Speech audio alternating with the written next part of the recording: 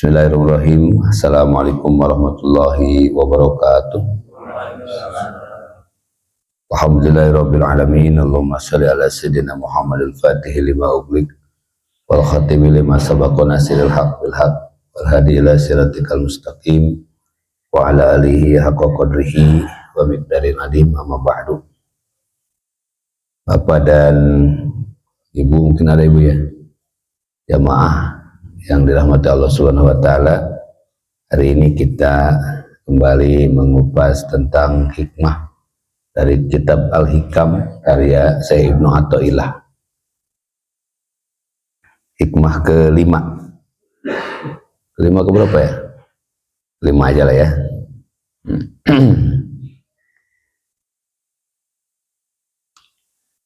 Hikmah kelima dari Syekh Ibnu Athaillah. Ijtihaduka bima duminalaka wa taksirumka bima tuliba minka dalilun ala intimasi al-basirah minka. Kesungguhanmu untuk mencapai sesuatu yang telah dijamin pasti akan dijamin sampai kepadamu, dan disertai dengan keteledoranmu terhadap kewajiban-kewajibanmu yang telah diamanahkan atau ditugaskan kepadamu. Itu membuktikan butanya mata hatimu. Ini hikmahnya, kita uraikan ya. Kalau tadi mau dicatat boleh, ya, silakan aja dicatat ya. Sebabnya kalau mata hati yang terang, dia akan ditutup atau dituntut maksudnya untuk bersungguh-sungguh pada sesuatu yang belum dijamin, dan dia tidak bersungguh-sungguh pada sesuatu yang sudah dijamin. Ini kita uraikan ya.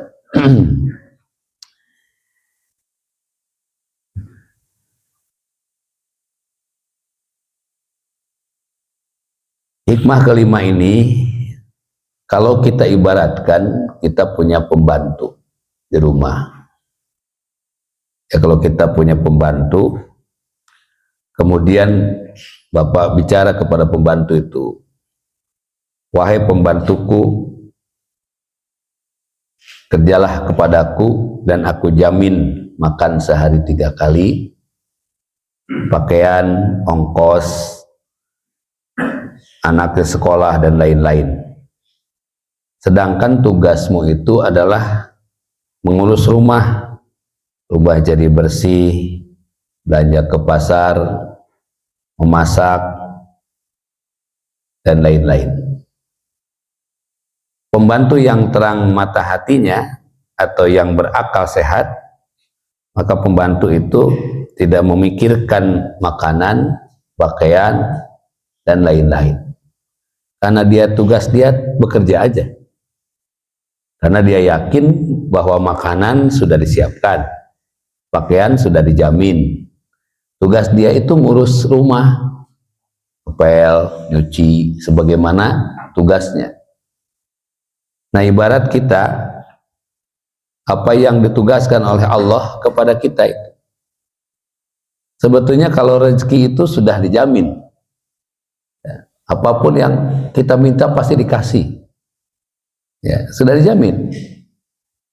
Bahkan disebutkan, perbaiki sholatmu, nanti aku perbaiki, kata Allah dalam hadis qudsi, itu aku perbaiki kehidupanmu.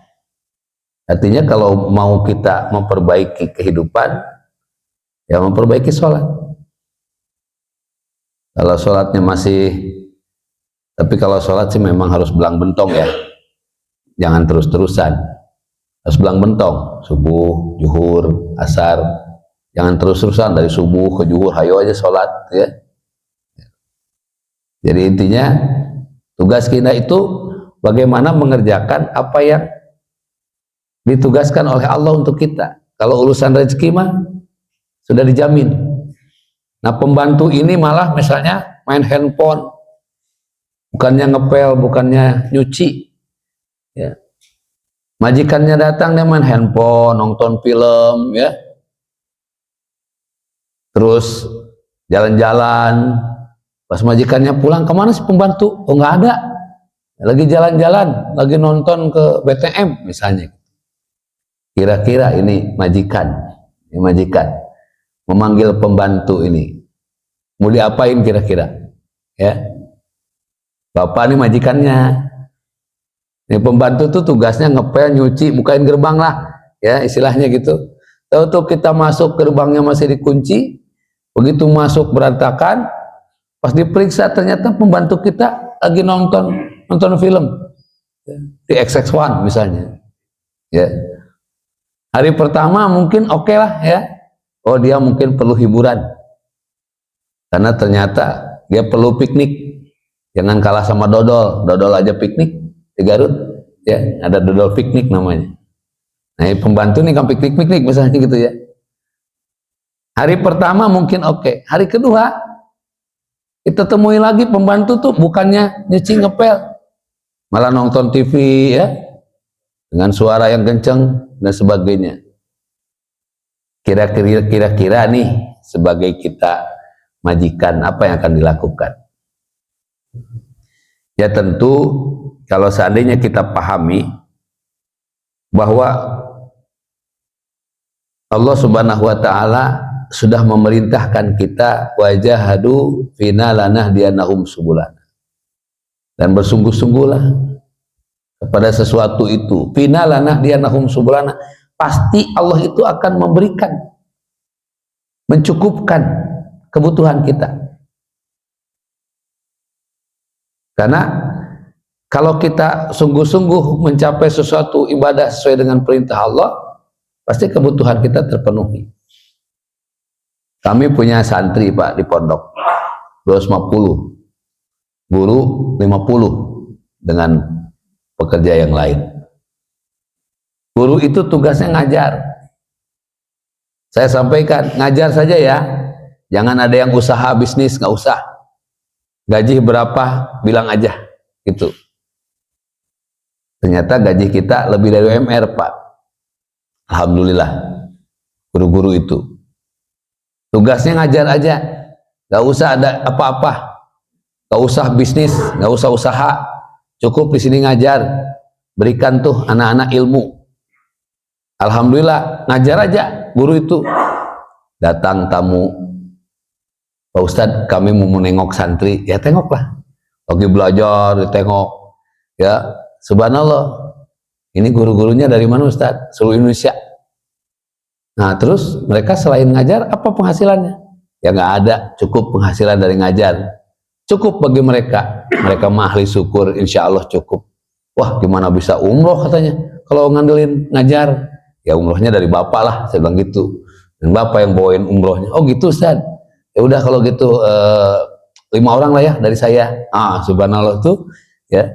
Berangkat guru itu umroh bukan karena usaha bukan karena dia jualan, dagang dan sebagainya. Ternyata karena sungguh-sungguh aja melakukan tugas dari Allah, yaitu ngajar. Dan sekarang hampir semua guru sudah umroh. Ya. Padahal kalau dilihat syariat, bapak-bapak yang harusnya umroh, karena kan bekerja, dapat duit.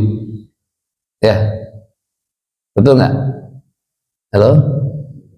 Bentar ya, ada agak sedikit beda ya terjemahnya gitu ya. Bapak yang kerja pagi pergi pulang malam ya, meskipun sekarang udah pensiun ya, ada yang meninggalkan dunia hitam ya, rambutnya udah putih misalnya, udah pensiun sekarang. Dulu bekerja terus menerus, harusnya tiap bulan ada jadwal umroh, harusnya ya, mungkin tiap 3 bulan sekali atau 6 bulan sekali ya kan, harusnya begitu kan, nyari duit buat bekerja itu, nyari duit.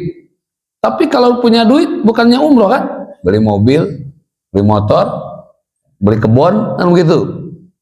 Nah ini ustadz ngajar, sungguh-sungguh aja dia ngajar, gak kepikiran dia beli kendaraan, beli apa, gak kepikiran. Sekarang motor ada yang ngirim, umroh diberangkatkan. Subhanallah tuh, kalau diukur daripada gaji mereka Dari ngajar itu berapa Pak? Tapi lipatan-lipatan pahala kebaikan itulah yang mendatangkan jalan rezeki bagi mereka untuk bisa berangkat umroh itu. Santri dites, ada Pak, orang agnia bawa ustadz sengaja datang ke pondok ngetes santri itu. Mana katanya yang hafal 30 juz? Dijajarin Pak, dites sama ustadznya tuh, hafal 17 orang Pak, diberangkatkan oleh dia umroh. Jadi itu konsep bagaimana datangnya pertolongan Allah itu karena kesungguhan terhadap apa yang ditugaskan kepadanya. Makanya saya tidak pindah jadi ustadz aja, insya Allah ya, tiap bulan dapat jatah umroh ya. Sekarang travel saya tuh ngomongnya gini, ustadz wajib berangkat gitu. Ustadz wajib berangkat, padahal bahasa wajib itu kan dalam umroh nggak ada, umroh mah ya wajib katanya, karena pembimbingnya nggak ada lagi, hanya saya ya. Ada 5 pembimbing, yang 4 sering ikut travel yang lain, yang 1 saya di travel itu, di tiap bulan dapat jatah. Nah itu salah satunya. Jadi penting bagi kita untuk bersungguh-sungguh pada sesuatu yang sudah dijaminkan oleh Allah Subhanahu wa taala. Bagi engkau, bagi kita semua, dan kita memperhatikan apa yang perlu kita lakukan dalam hidup ini. Kalau kita sholat nih, punten, kalau sholat ngejar pahala Pak, mungkin nggak cukup 5 menit sholatnya, ya. Kan pahala yang diambil.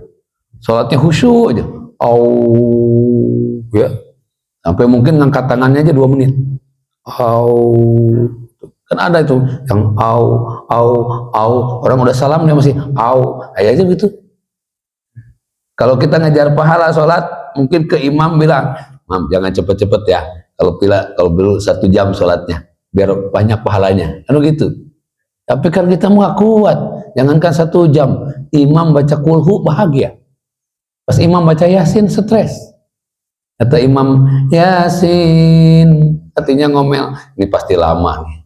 Dan imam cuma 1 ayat, yasin, Allahu Akbar, cuma seayat tuh imam. Jadi dia juga salah nyebut itu. Kayak tadi ada namanya sujud tilawah, ya, sujud tilawah, bagian daripada sujud ketika membaca surat As-Sajadah. Maka konsep ini perlu dipahamkan oleh kita, bahwa kesungguhan terhadap sesuatu itu mendatangkan pertolongan Allah Subhanahu wa taala. Sekarang apa yang Allah jamin dan Allah berikan kepada kita? Pertama, Allah akan menjamin rezeki. Rezeki itu pasti dijamin.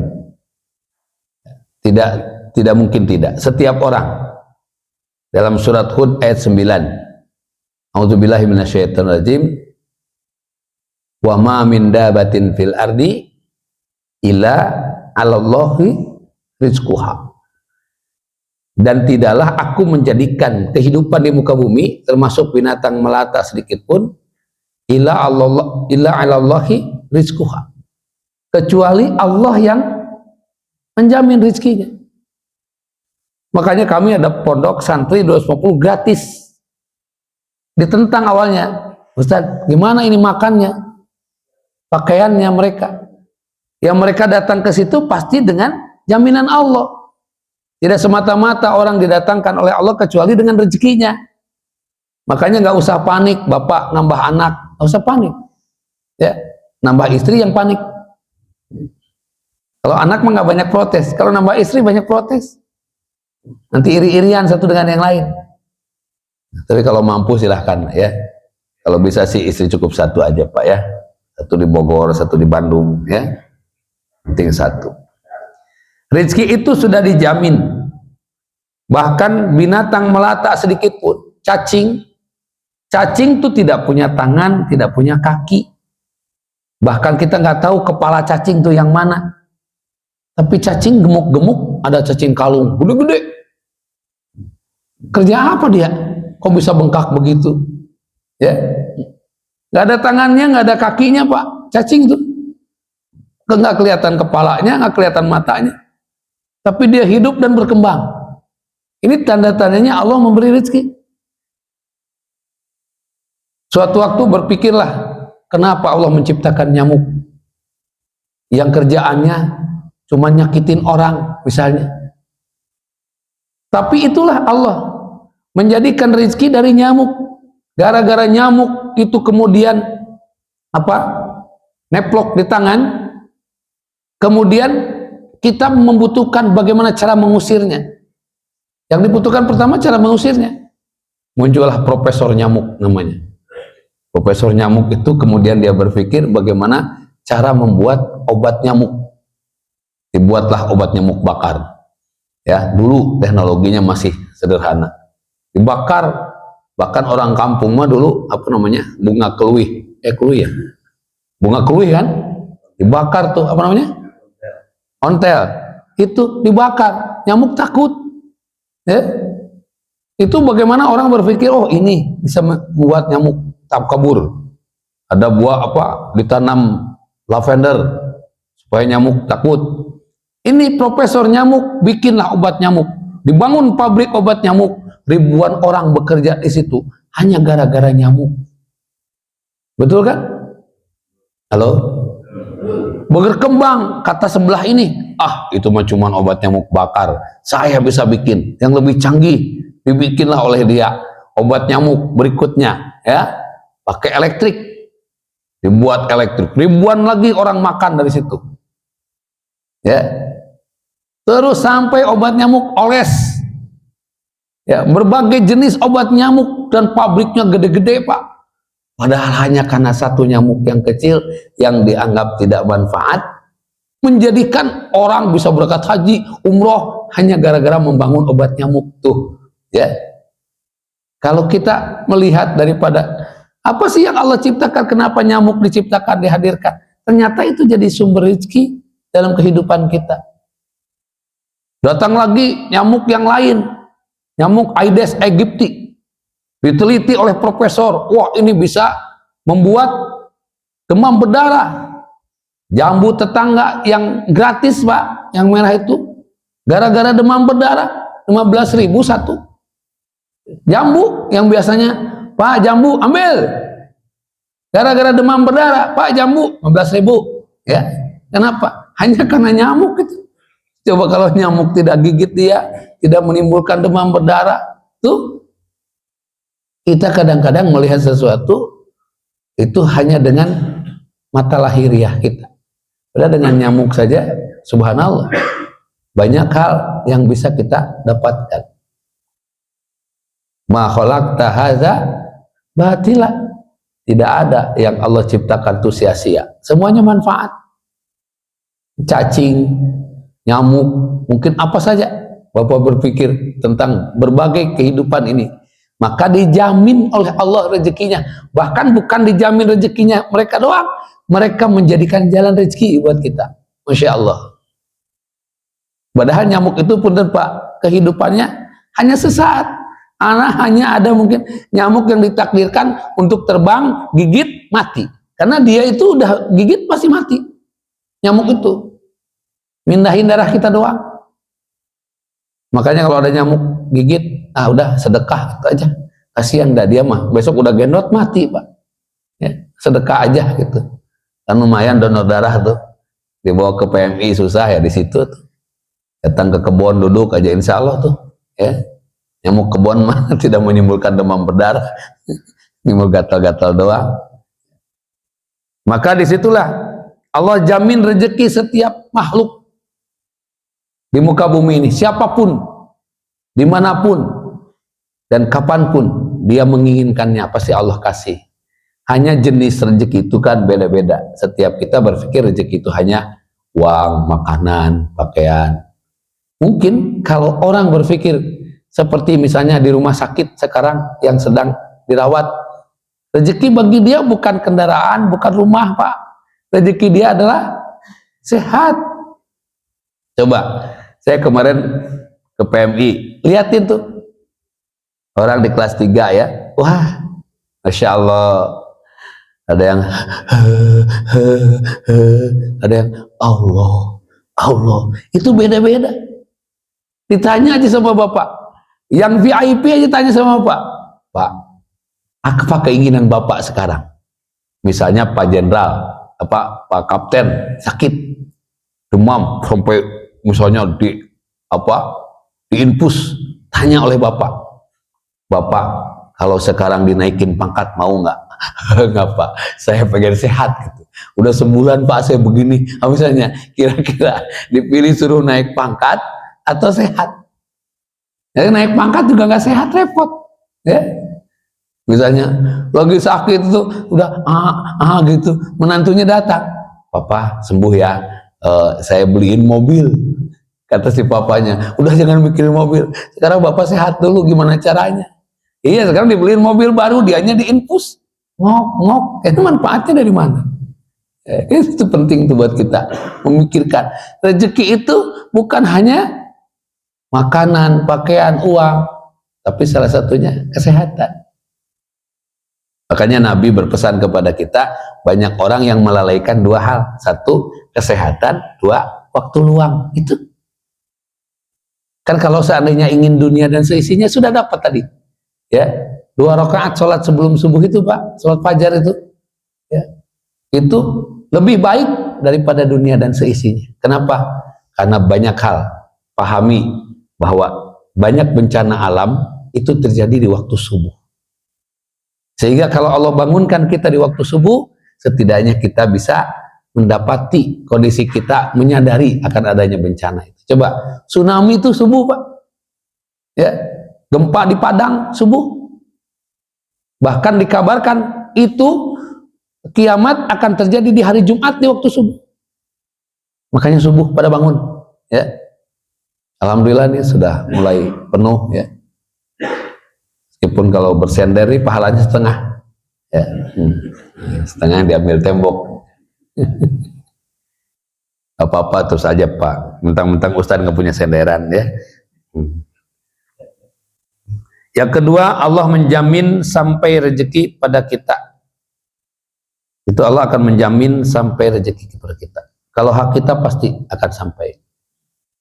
Yang ketiga, Allah menjamin la yamutu hatta yastakmila rizqah. Kita tidak akan mati sebelum habis jatah rezeki kita. Ya, orang kalau meninggal itu jatah rezekinya udah habis.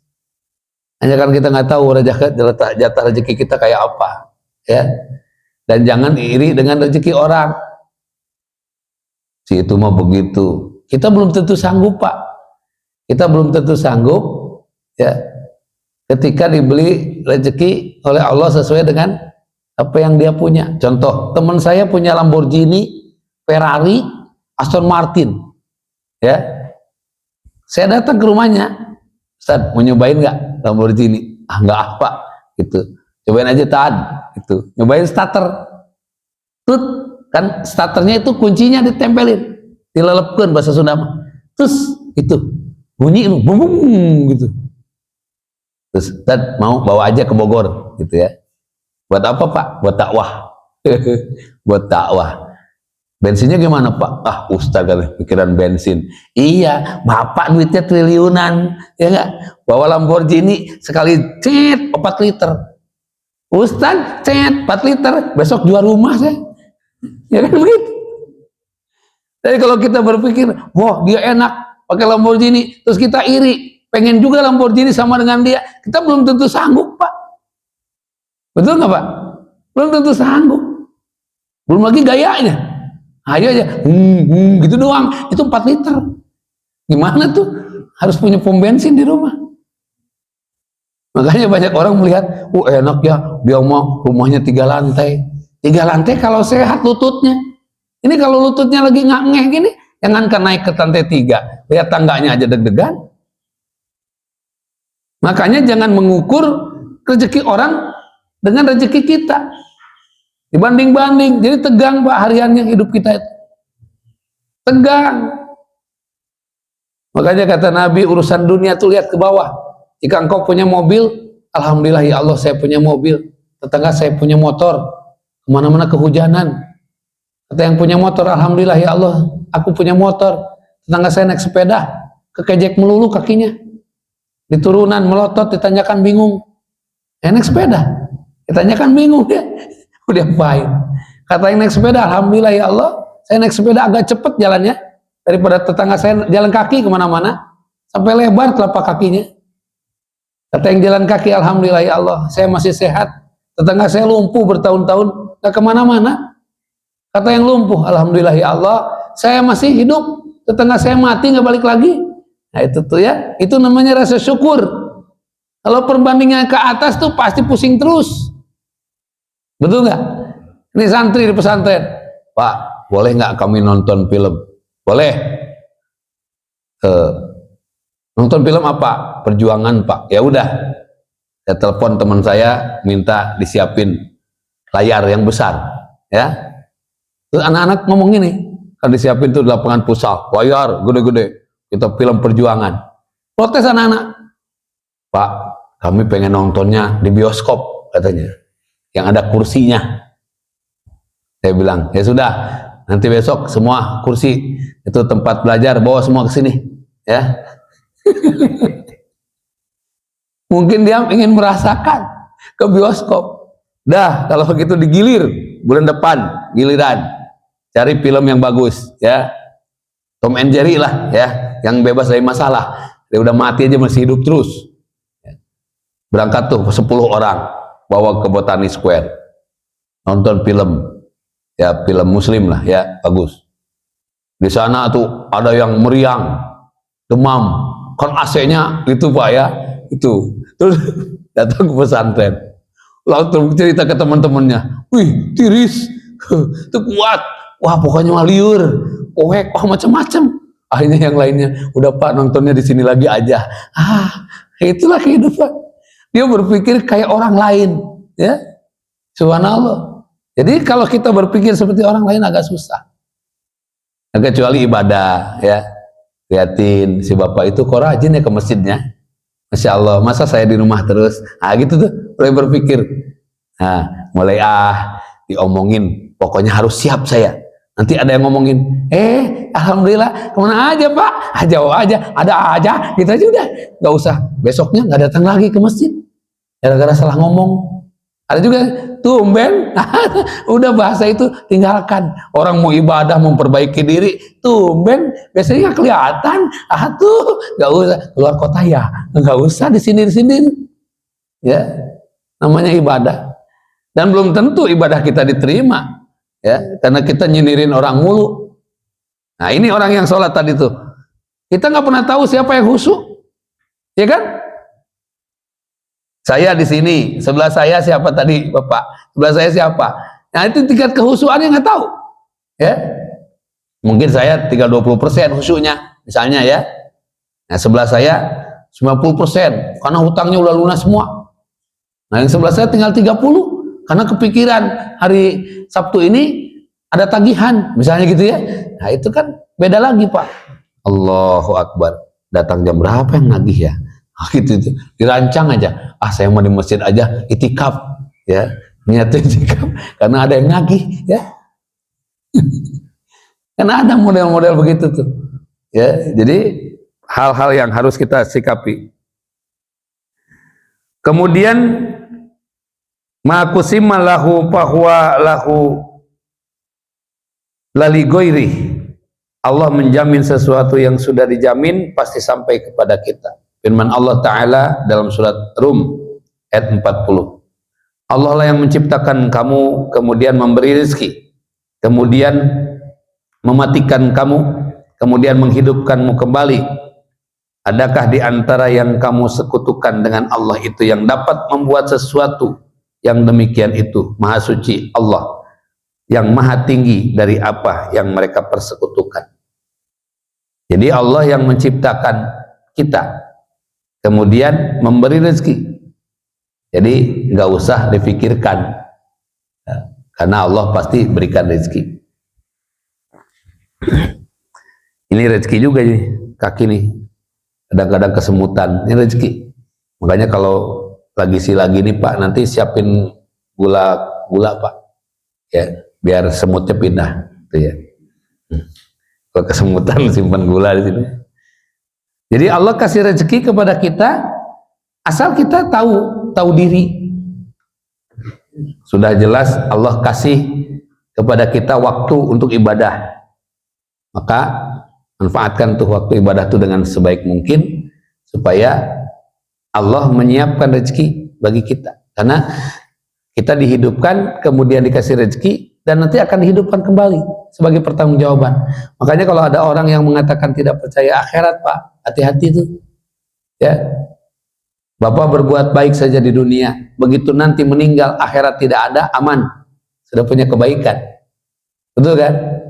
Nah, Bapak berbuat baik di dunia, begitu meninggal akhirat ada, nikmat. Kenapa? Ada pertanggungjawaban. Nah, ini kita berbuat jahat, meninggal akhirat ada, waduh, Masya Allah, siksaannya. Maka jangan berpikir akhirat tidak ada, karena salah satu rukun iman adalah percaya kepada hari akhir. Tentu bagi mereka yang tidak percaya kepada hari akhir, itu haknya dialah. Tetapi perlu diingatkan oleh kita bahwa dalam surat Ar-Rum ayat 40 Allah mengingatkan manusia itu dihidupkan, kemudian dimatikan dan dihidupkan kembali. Di dalam surat Al-Mulk juga disebutkan, ya, kenapa Allah Subhanahu wa Ta'ala menjadikan manusia itu ketika dibangkitkan nanti, manusia itu akan dilihat dari amal-amalnya di waktu di dunia. Coba baca Pak Al-Mulk. Tabarakalladzi biyadihil wa huwa ala kulli syai'in alladzi khalaqal mauta wal hayata liyabluwakum ayyukum ahsanu amala. Alladzi khalaqal mauta, dan Allah menjadikan kehidupan kemudian kematian. Dan Allah akan membangkitkan kita kembali. Untuk apa? Melihat siapa di antara manusia di dunia ini yang berbuat baik.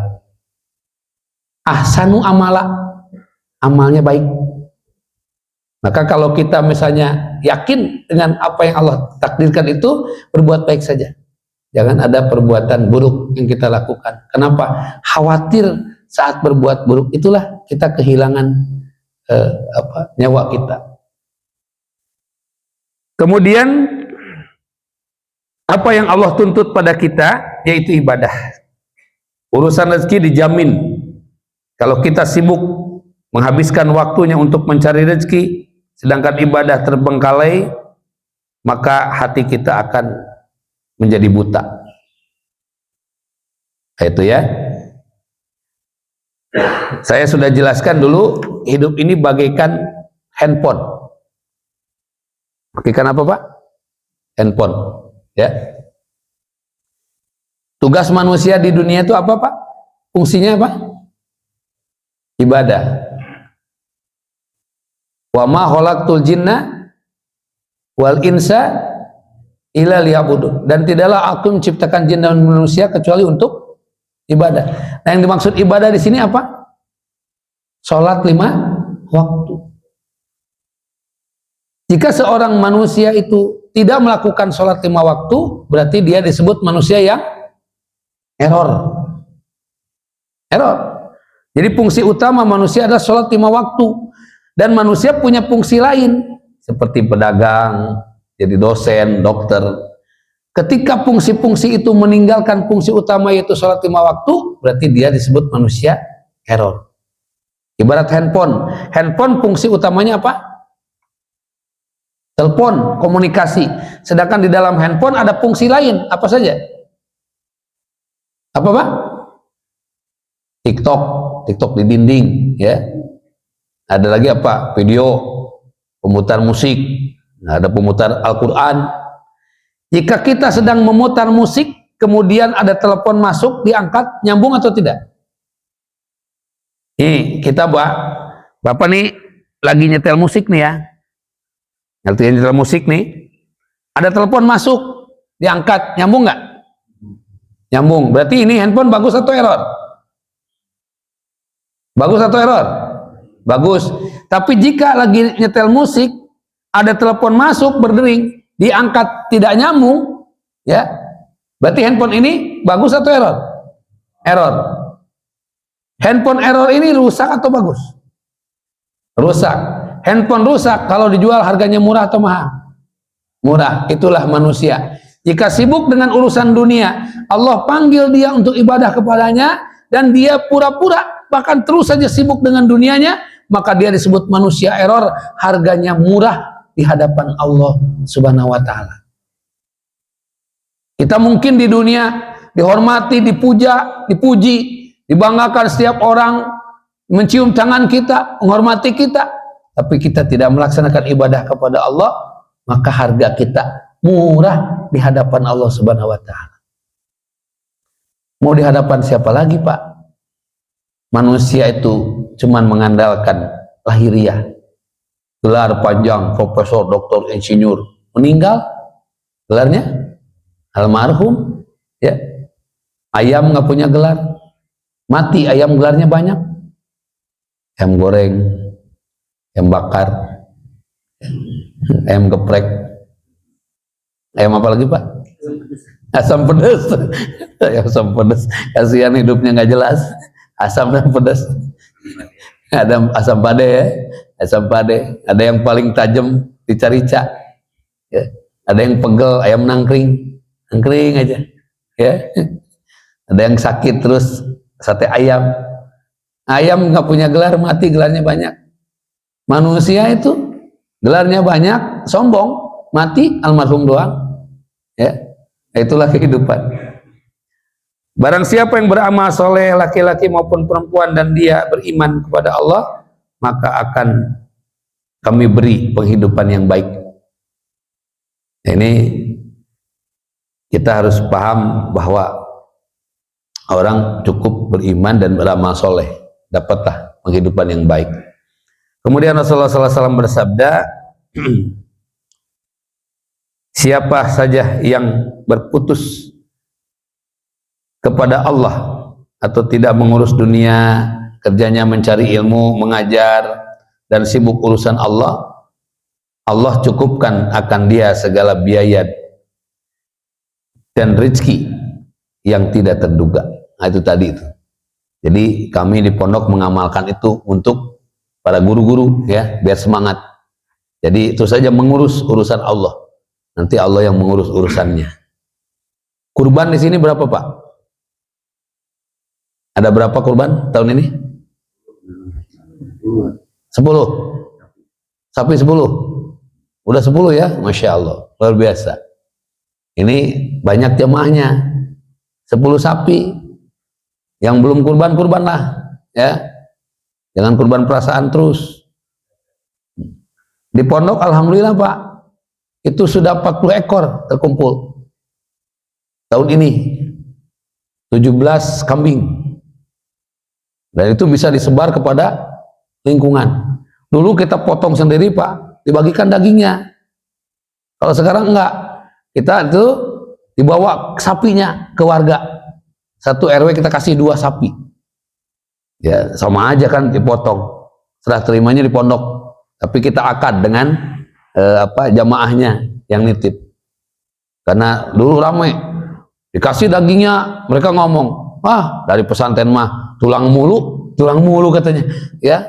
Padahal itu bisa 3 kilo, 4 kilo, Pak, satu kali daging itu, tapi disebutnya tulang mulu. Akhirnya kita kirim sapinya, ngeluh juga, orangnya banyak, sapi hanya 2. Nah, itu tuh, ya, itu kurang syukur tuh begitu. Ada-ada aja. Nanti mungkin kita kirim tahun depan kandangnya, ya, dia yang ngisi sendiri sapinya. Nah, masyarakat tuh gitu, kurang bersyukur. Tapi gimana lagi, ya, udah kejadiannya juga. Sibuk mencari ilmu, mengajar dan sebagainya, itu pasti akan diberikan kecukupan rezeki oleh Allah. Maka ustadz-ustadz yang tulus karena Allah, gak kekurangan, Pak, bener.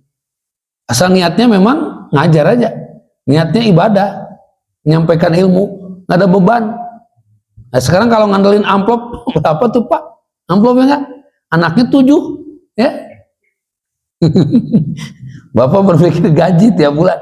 Ini anak ustadz ada yang 9 loh, Pak, ya. Ngajar, naik motor, hujan-hujanan, dapat berapa misalnya, sampai rumah, ya, kayak orang bingung. Tapi mereka senang, bahagia. Ya, subhanallah. Ini bawa orang miliaran duitnya. Nih, Pak, saya diundang ke sebuah lapas. Ceramah di sana Pak, ketemu dengan seseorang, Masya Allah, itu dia di sana udah 14 tahun, mau 15 tahun, dia nunjukin bukti rekening ke saya Pak, ada di sini buktinya, nanti tunjuk ya, kalau itu bukti rekening dicek di bank per hari kemarin, tanggal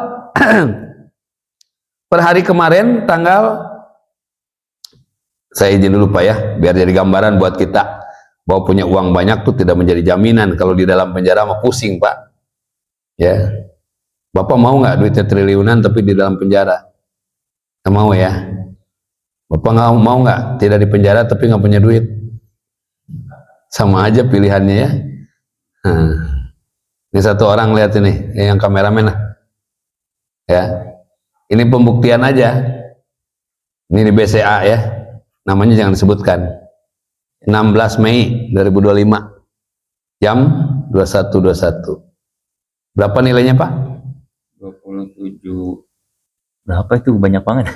27 triliun 27 triliun 925 miliar 642 juta 849.860 rupiah ya.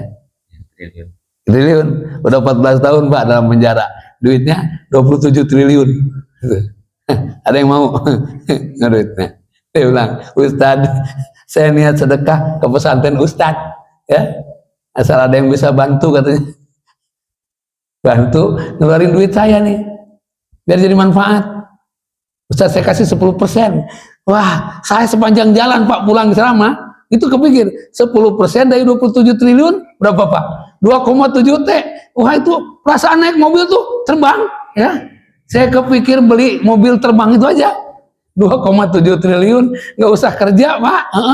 Bapak baru nengok saya, duit berapa? Itu doang ya, iya kan? Baru berapa? Itu aja udah. Orang datang minta duit, berapa? Itu ini Pak, duitnya banyak di dalam Pak. Iya. Kemarin katanya suatu waktu kadang-kadang masuk di ruang pengap, nggak punya apa-apa, makanan pun dilemparin Pak ke dalam tuh. Makanan segenggam begini, Masya Allah, duitnya ini catatannya. PO-nya dia datang ngasih tahu, nih duit saya segini. Ya Allah, loba amat. Saya bilang, Pak, boleh nggak dikasih duluan ke saya 10%-nya 2,7, lumayan ya. Kayaknya, aduh, susah diundang ke Bogor Pak ceramah, duitnya 2,7 T. Ustaz, ceramah di sana. Oh, saya lagi ngurus duit nih, kebanyakan, pusing saya. Gitu Pak. Kita mah alhamdulillah diberi kebebasan oleh Allah. Rizki sudah jelas, dijaminkan. Keluar dari masjid ini, kumpul di sana, sudah datang tuh kacang hijau. Apa ya sekarang? Masih ada? Hah? Oh, mie ayam. Orang beli mie ayam tuh sore Pak. Ya, ini pagi-pagi subuh udah ada mie ayam. Inilah rezeki itu. Min haitsu la yahtasib. Ya. Bener. Ini yang 27 triliun, Pak. Nah, apa aja di sana? Iya. Saya habis ceramah ditemuin. Oh, Ustadz, doakan saya ya, biar sabar. Pak, Bapak kalau mau sabar mah nggak usah minta doa saya. Bapak aja yang sabar sendiri, ya kan? Didoain juga kalau bapaknya gelisah mah yang akan sabar. Iya juga ya Ustaz. Ya iya Pak, sabar itu nggak perlu doa orang lain, Bapak aja mikir bagaimana saya sabar, itu aja. Oh gitu ya Ustaz. Iya, saya nungguin orang didoain, orang doa sabar, bapaknya gelisah terus, ya nggak akan nyampe. Iya, bener Pak Ustaz katanya. Berapa tahun Pak? 14 Pak Ustaz. 14 tahun. Alhamdulillah Pak. Ya Alhamdulillah Pak Ustaz. Subhanallah. Ponisnya berapa Pak? Ponisnya 15, tapi nggak tahu ada turunannya nggak, katanya gitu. Ada turunan Pak ternyata. Masya Allah. Setelah Pak jangan dipikirin yang 27 triliun ya. Saya langsung Pak. Saya berpikir mungkin ada bapak-bapak yang bisa bantu. Boleh? Lumayan lah Pak. Kita 10%, 5%, 5% Pak. Ya. Nah, buat Bapak 5%. Saya nggak usah ngambil lah. Duitnya juga belum ada. Ya. Ini kan kadang-kadang duit belum ada, ribut ya udah duluan. Ya. Kemudian Wais Al-Qarni berkata, Lau abadta ibadallahu ahli samawat wal ard la yaqbalu minka hatta tusaddiqah.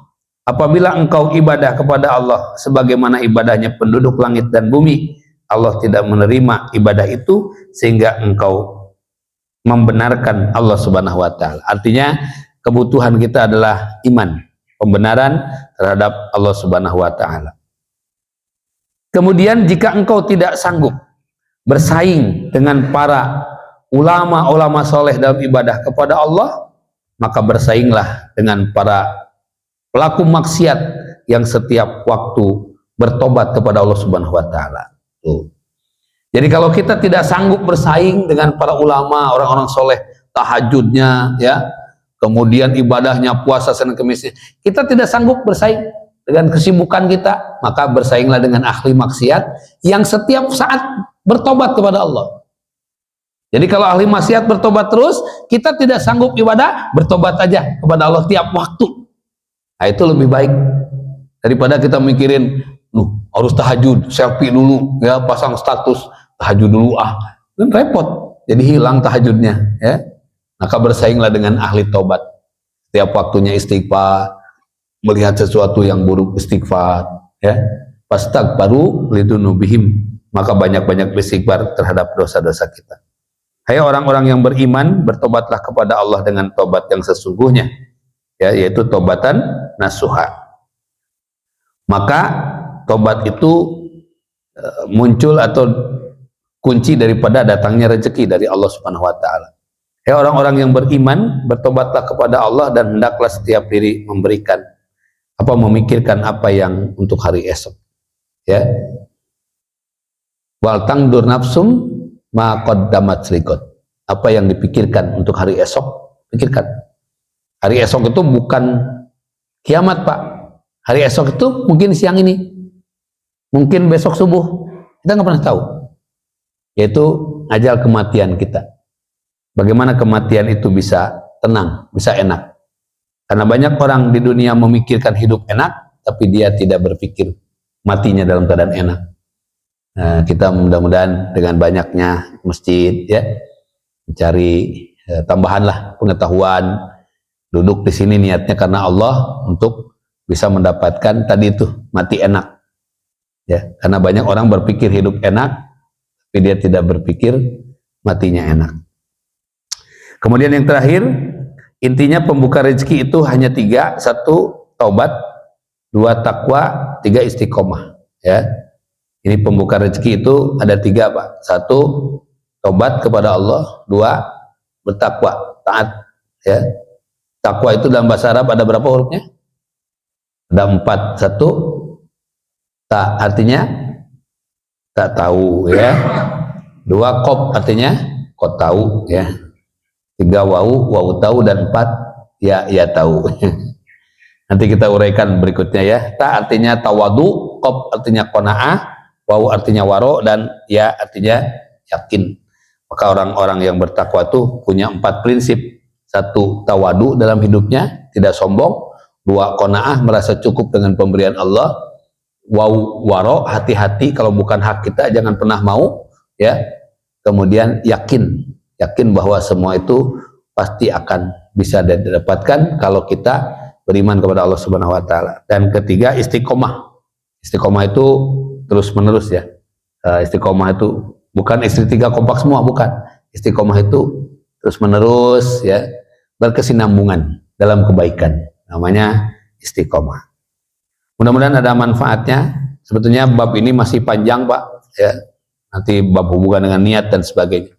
Nanti kita uraikan di pertemuan berikutnya. Mudah-mudahan Allah memberikan kesempatan kepada kita untuk bertemu kembali.